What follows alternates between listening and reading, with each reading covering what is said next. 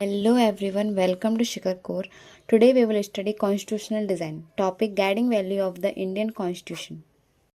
आज हम देखेंगे कि कॉन्स्टिट्यूशन बनाने के पीछे की फिलॉसफी क्या थी, मतलब क्या विचारधारा थी कॉन्स्टिट्यूशन बनाने के पीछे के आइडियाज़ वैल्यूज़ क्या थे। Every constitution is based on some values and ideas. हर कॉन्स्टिट्यूशन मतलब चाहे किसी भी देश का कॉन्स्टिट्यूशन हो वो किस पर बेस्ड होता है, कुछ वैल्यूज़ पे और कुछ आइडियाज़ पे। These ideas guide how the country should be run. और ये जो आइडियाज़ होते हैं गाइड करते हैं कि कैसे एक कंट्री को चलाना चाहिए, कैसे कंट्री चलनी चाहिए in future. Example, India believes in equality, freedom, justice and unity.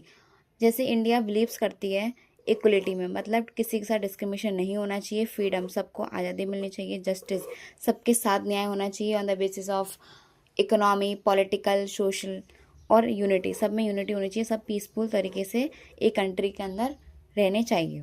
Where do we find these ideas, और हम इन आइडियाज़ को कहाँ पर फाइंड करते हैं? इन दी प्रेम्बल। कहाँ पर? प्रेम्बल के अंदर। अभी प्रेम्बल क्या है? The starting part of the constitution. Constitution का स्टार्टिंग पार्ट है प्रेम्बल। उसको मतलब जो हमारा कॉन्स्टिट्यूशन स्टार्ट होता है, सबसे पहले हम प्रेम्बल पढ़ते हैं, उसके बाद हमारा कॉन्स्टिट्यूशन स्टार्ट होता है।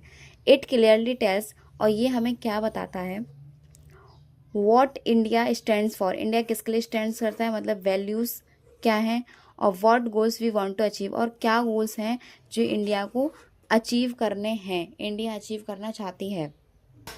Ideas come from leaders thinking, और जो आइडियाज़ आते हैं कहाँ से आते हैं? लीडर्स के थिंकिंग से।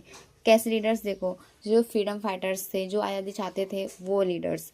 Our constitution makers had different views and ideologies. जो हमारे कॉन्स्टिट्यूशन मेकर थे, मतलब जिन्होंने कॉन्स्टिट्यूशन बनाया था, उनके पास डिफरेंट डिफरेंट व्यूज़ थे और आइडियोलॉजीज थी, मतलब कई सारे आइडियाज़ थे कि किस तरह का हमें कॉन्स्टिट्यूशन बनाना चाहिए और किस तरह की हमें इंडिया कंट्री होनी चाहिए in future.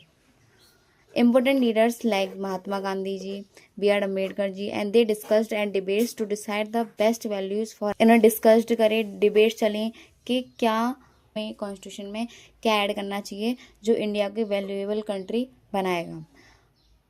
Y is this important? अभी इम्पोर्टेंट क्यों था ये सब कुछ बनाना? हेल्प अस अंडरस्टैंड, ये हमें मदद करता है समझने के लिए। क्या? Constitution. Why certain laws exist, क्यों ये कुछ लॉज जो बनाए गए हैं कॉन्स्टिट्यूशन के अंदर, ये क्यों एग्जिट करते हैं? क्यों? क्योंकि इनसे ना हम इजीली अपनी कंट्री को रन कर सकते हैं, ठीक है, अपने सोशल जो राइट्स हैं उनको भी प्रोटेक्ट कर सकते हैं, पॉलिटिकल राइट्स को भी प्रोटेक्ट कर सकते हैं, ये सारी चीज़ें। What kind of society India want, और किस तरह की सोसाइटी इंडिया होनी चाहिए।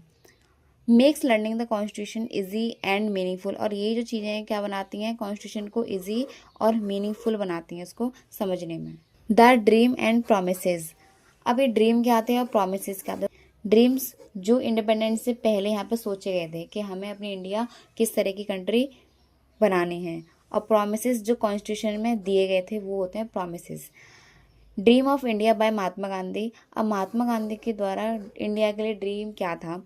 Mahatma Gandhi ji imagine an India where. Mahatma Gandhi ji ने इमेजिन किया था कि इंडिया कैसी होनी चाहिए जहाँ पर नो वन इज़ पुअर और ऑप्रेस्ड, कोई भी यहाँ पर गरीब नहीं रहना चाहिए और ना ही ऑप्रेस्ड रहना चाहिए, मतलब किसी के दबाव में नहीं रहना चाहिए। Every one has an equal voice in decision, सबकी इक्वल वॉइस होनी चाहिए डिसीजन में। देयर इज़ नो डिस्क्रिमिनेशन, कोई भी यहाँ पर डिस्क्रिमिनेशन नहीं होना चाहिए, इकोनॉमी के बेसिस पर भी, पॉलिटिकल के बेसिस पर भी और सोशल के बेसिस पर भी। All communities live in peace and harmony, सारी कम्युनिटीज़ शांतिपूर्वक रहनी चाहिए, हार्मनी के साथ, मतलब ब्रदरहुड की फीलिंग के साथ रहनी चाहिए, कोई वायलेंस नहीं होना चाहिए, कोई भी कॉन्फ्लिक्ट नहीं होना चाहिए सोसाइटी के अंदर। Untouchability and social evils, and वो चाहते थे कि अनटचेबिलिटी खत्म हो जाए, मतलब छूत की जो प्रक्रिया चल रही थी उस समय पे कि नीचे कास्ट वाले लोगों को छूते नहीं थे, वो सारी चीज़ें ख़त्म हो जाएं, और सोशल लेवल जो भी इस तरह की जो प्रैक्टिसेस चल रही थी सोसाइटी के अंदर वो भी सारी ख़त्म हो जानी चाहिए। Women get equal rights as man, और वुमेन्स को इक्वल राइट मिलनी चाहिए मेंस के बराबर। सिंपल मीनिंग ये है कि India should be fair, equal and peaceful for everyone. India fair होना चाहिए सबके लिए, इक्वल होना चाहिए, कोई भी डिस्क्रिमिनेशन नहीं होना चाहिए, और पीसफुल होना चाहिए, मतलब शांति होनी चाहिए, कॉन्फ्लिक्ट्स वगैरह वायलेंस नहीं होना चाहिए, और ये किसके लिए? सबके लिए एक जैसे रूल्स होने चाहिए। Reality check by B.R. Ambedkar ji. अब रियलिटी चेक दिया किसने? B.R. अम्बेडकर जी ने। कैसे? अम्बेडकर जी वॉर्न डेड, अम्बेडकर जी ने वॉर्न किया क्या? On 26 January 1950 India got political equality. 26 जनवरी 1950 को इंडिया को पॉलिटिकल इक्वलिटी तो मिल गई थी, जिसमें कि 1 पर्सन 1 वोट, मतलब कि एक पर्सन है तो उसका एक ही वोट माना जाएगा। ऐसा नहीं है कि वो रिच है तो उसका ज़्यादा वोट माना जाए, ऐसा नहीं होगा। पर social and economic inequality still existed, और जो सोशल और जो इकोनॉमिक इनइक्वलिटी थी ना, वो अभी भी थी उस टाइम पे, वो चीज़ यहाँ पे ख़त्म नहीं हुई थी। ही सेड, इन्होंने क्या बोला था, if we don't remove inequality our democracy will be in danger. अगर हम यहाँ पे इनइक्वलिटी रिमूव नहीं करेंगे, कॉन्स्टिट्यूशन में नहीं लिखेंगे, तो हमारी डेमोक्रेसी इन फ्यूचर क्या आ जाएगी, डेंजर में आ जाएगी। सिंपल मीनिंग ये था, just voting is not enough, सिर्फ वोटिंग के राइट्स देना, सिर्फ वोटिंग करना इनफ नहीं है। People must also be equal in real life, लोगों को अपनी रियल लाइफ में भी इक्वल होना पड़ेगा, जैसे मनी में भी, स्टेटस में भी और अपॉर्चुनिटीज़ में भी। What is the promises of the constitution, अब कॉन्स्टिट्यूशन में किस किस तरह के प्रोमिसेस किए गए थे। तो कॉन्स्टिट्यूशन प्रोमिसेस टू, कॉन्स्टिट्यूशन किस तरह के प्रॉमिस करता है, रिमूव इनइक्वलिटी, इनइक्वलिटी को रिमूव करना, मतलब सब यहाँ पे इक्वल माने जाएंगे, ठीक है। Give justice, social economic political, social मतलब किसी के कास्ट के बेसिस पर डिस्क्रिमिनेशन नहीं होगा, इकोनॉमिक किसके रिच एंड पुअर के बेसिस पे डिस्क्रिमिनेशन नहीं होगा, और पॉलिटिकल मतलब जैसे कि 1 वोट 1 वैल्यू, इस तरह की सिचुएशन, मतलब जो गवर्नमेंट है वो भी आपके साथ डिस्क्रिमिनेशन नहीं कर सकती है। इंश्योर फ्रीडम एंड इक्वलिटी, और जो कॉन्स्टिट्यूशन प्रॉमिस करता है कि आपकी फ्रीडम होनी चाहिए, ठीक है, और इक्वलिटी होनी चाहिए, मतलब डिस्क्रिमिनेशन नहीं होना चाहिए और आपके पास आज़ादी होनी चाहिए।